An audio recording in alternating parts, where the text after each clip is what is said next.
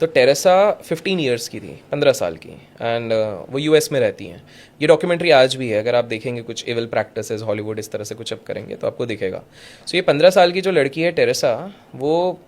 Basically ये बयां देती हैं 15 ईयर्स के एज में उनको रेस्क्यू किया गया। बेसिकली उनको पता भी नहीं था वो एक बहुत बड़े ट्रैप में है। वो रेस्क्यू किस चीज़ में है, उनको एक हिप्नोटिस्ट के साथ बिठाया गया और एक साइकोलॉजिस्ट के साथ बिठाया गया, और उनने ये बताया कि सच्ची बात तो ये है कि मुझे बहुत ज़्यादा हरास किया गया बचपन से, मुझे बहुत ज़्यादा फिज़िकली अब्यूज़ किया गया है, मेरा यूज़ किया गया है, एंड अनफॉर्चुनेटली उनकी ग्रैंड मदर भी इसके साथ मिली हुई थी। और उन्होंने कहा काफ़ी ज़्यादा रिच बड़े बड़े लोग, इवन हॉलीवुड सेलिब्रिटीज़ आते थे जो एक्सप्लॉइट करते थे। अब देखिए वो लड़की की मानसिकता ऐसी बन गई थी क्योंकि उन्हें दुनिया देखी नहीं थी, उनको कुछ पता ही नहीं था, तो उनको लगा था कि शायद दुनिया है ही ऐसी।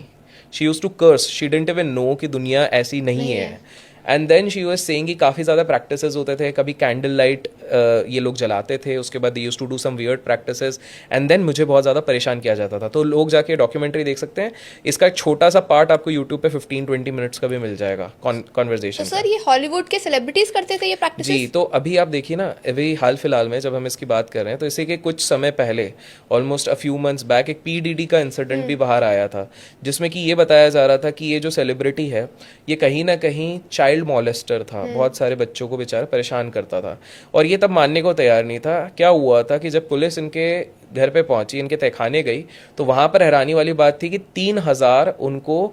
जो जॉनसन्स के बेबी ऑयल होते हैं वो मिले। एंड वो बोले कि भाई 3-5 हज़ार बॉटलें जॉनसन ऑयल क्या कर रही है, आप तो इतने बड़े हो, मतलब 35-40 साल के हो, उसका क्या है। उनके लॉयर क्या जस्टिफिकेशन देते हैं कि भाई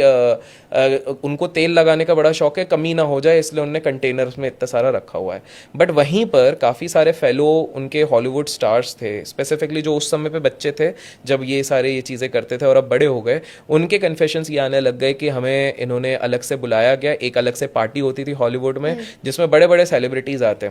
अब देखिए ना, मनुष्य के अंदर ही भगवान होता है और मनुष्य के अंदर ही शैतान होता है, दोनों दिमाग, ये हमारे ऊपर है हम किसको एम्ब्रेस करते हैं। तो कुछ लोग होते हैं जो पैसों की आग में इतना ढल जाते हैं कि उनको अब चाहिए किक, लाइफ में किक चाहिए। तभी हम देखते हैं डार्क रूम्स क्यों चल रहे हैं, डार्क वेब क्यों चल रहा है, क्यों हम सोचते हैं कि भाई इतना ज़्यादा पैसा कमाने के बाद भी और क्यों कमाना चाहता है, क्यों इस तरह के हम हैरान हो जाते हैं जब हम सुनते कोई मिलियनर ने कोई रेप केस में पकड़ा गया, या कोई हम देखते कोई ढोंगी है वो पकड़ा गया इस चीज़ में, इतना पैसा होने के बाद भी क्यों, क्योंकि उनको अब किक नहीं मिलती है। सो किक के चक्कर में ये लोग एक नेक्स्ट लेवल पे स्टूप डाउन करते हैं। सर पीडीडी की जो पार्टीज होती हैं वैसे तो किसी को भी नहीं पता कि उसके अंदर होता क्या है, बट आई थिंक कुछ दिन पहले एक वीडियो सामने आई थी, उसने छुपके से बनाई थी पीडीडी की पार्टी की, वो उसकी ही पार्टी की वीडियो थी। यार देखिए काफ़ी चीज़ें सर्कुलेट हुई है, इनफैक्ट ये भी कहा जाता है कि जस्टिन बीबर भी आजकल इतने बहके बहके क्यों रहते हैं, क्योंकि कहीं ना कहीं बचपन में उनको भी देखिए साइकोलॉजिकली इम्पैक्ट तो हो ही जाता है। अगर कोई बच्चा इस तरह के प्रोसेस में गया होगा तो उसकी मानसिक संतुलन तो ऑब्वियसली इतना स्टेबल नहीं रहेगा। तो ऐसा कहा जाता है कि इवन जस्टिन बीबर जब उन्होंने बहुत पहली बार फेमस हुए थे, उनका गाना एक चला था बेबी नाम का, वो चला हुआ था,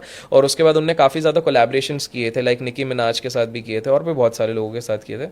तो उस समय पे क्या हुआ था कि उन्होंने बहुत सारी म्यूजिक एल्बम्स और ये तो करे थे, लेकिन एक बार उनको इंट्रोड्यूस कराया गया था पीडीडी से, और पीडीडी ने उनको पार्टी पे बुलाया था, और माना जाता है उस पार्टी के बाद ही इनको ड्रग्स की थोड़ी सी आदत लगी, बहकी बहकी बातें करने लग गए, बहुत ज़्यादा नशे में रहने लग गए। So the point over here is कि ऑब्वियसली इनके पार्टीज में बहुत चीज़ें होती है। बियॉन्से को बहुत बार ब्लेम किया गया है, इनफैक्ट ऐसा कहा जाता है कि एक जे कोल का एक गाना है जिसका नाम है शी नोज,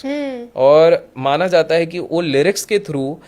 जो लिरिसिस्ट थे वो यही कम्युनिकेट करने की कोशिश कर रहे थे कि हॉलीवुड में चीज़ें इतनी साफ नहीं है जितनी दिखती हैं। बियॉन्से और जेजी ये कहीं ना कहीं इसको कंट्रोल कर रहे हैं और कहीं ना कहीं काफ़ी डार्क प्रैक्टिसेस कर रहे हैं, जिसके चक्कर में नॉर्मल लोग परेशान होते हैं। और इसीलिए टेलर स्विफ्ट को जब पहली बार ग्रैमी मिल रहा था, उनको स्टेज पे बुलाया जाता है और अचानक से एक व्यक्ति उठता है और वो बोलता है कि सॉरी बियॉन्से, और लोग सोचते हैं ये क्यों कहा जा रहा है, क्योंकि ऐसा माना जाता है कि अगर आपको कोई भी अवार्ड मिल रहा है, कुछ भी मिल रहा है, वहाँ पर आप बियॉन्से को थैंक यू नहीं बोलते हो तो आपके ग्रहण और ग्रहण और नक्षत्र खराब हो जाएंगे। तो कहीं ना कहीं वो फियर है, एंड बिकॉज टेलर स्विफ्ट को लगा कि भाई टैलेंट इज एवरीथिंग। देखो टैलेंट इज एवरीथिंग अगर देखा जाए तो इस हिसाब से तो माइकल जैक्सन की भी अगर हम बात करें, वो सुप्रीमली टैलेंटेड, ठीक है। उन्होंने जब आपको जान के हैरानी होगी कि जब वो अफ्रीका में गए थे तो उन्होंने उनका जो फेमस गाना है जो